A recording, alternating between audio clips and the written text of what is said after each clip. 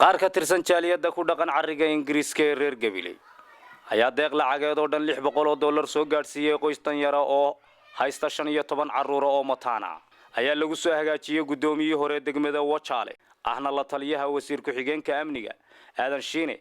ayaa faahfaahin ka bixiyay deeqdan lagu soo hagaajiyay lacagta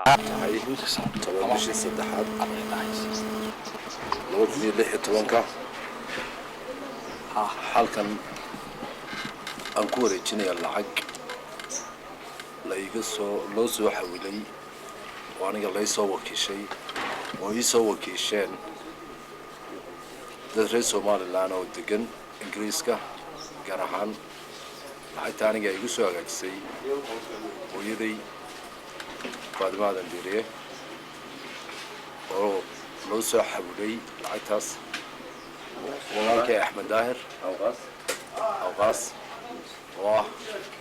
inankii 15 carruur ah gobolka Gabiley deegaanaya mataanaha lagu soo caawiyay iyagana aan leeyahay meesha aad ka soo saarteen ilaahay idinka waxaan idiga rajaynayaa inuu idigu bedelo inta iyo in ka badan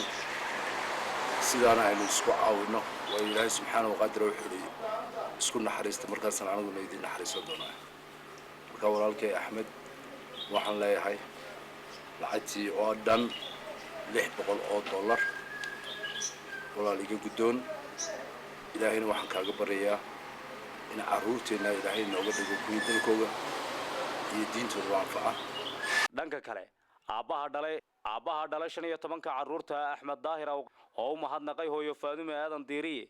ayaa sheegay inuu aad iyo aad ugu mahadnaqayo dadweynihii soo ururiyay lacagtaasi iyo hooyo Faadimo oo isku xilqaantay soo ururinta lacagtaasi waxaana hadaladoodii kamid ahaa baan u mahadnaqay alxamdulillaah rabbil caalamiin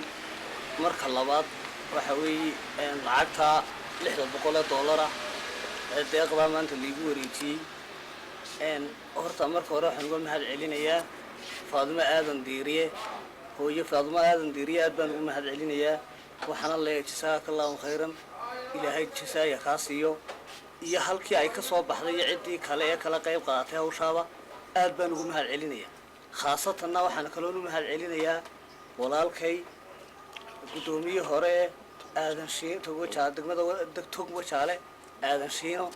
waxaan leeyahay aadan shiine ilaahay adigana ka jaasaysiyo sida fiican ee u soo agaasintay eenad ula habsaamin warqadii iyo lacagtii isku duuban hadii gudoonsiisay ilaahay intaasaan kaaga mahad celinayaa jazakallahu khayran ma kulay marka hore ilaahay baa mahadlay marka labaad waxa weeye dadka soo caawiyay carruurta iyo hadii lagu wacyi jiray laga soo caawiyay halkay ka soo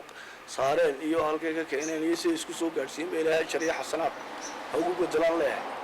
khaasatan oo Faadimo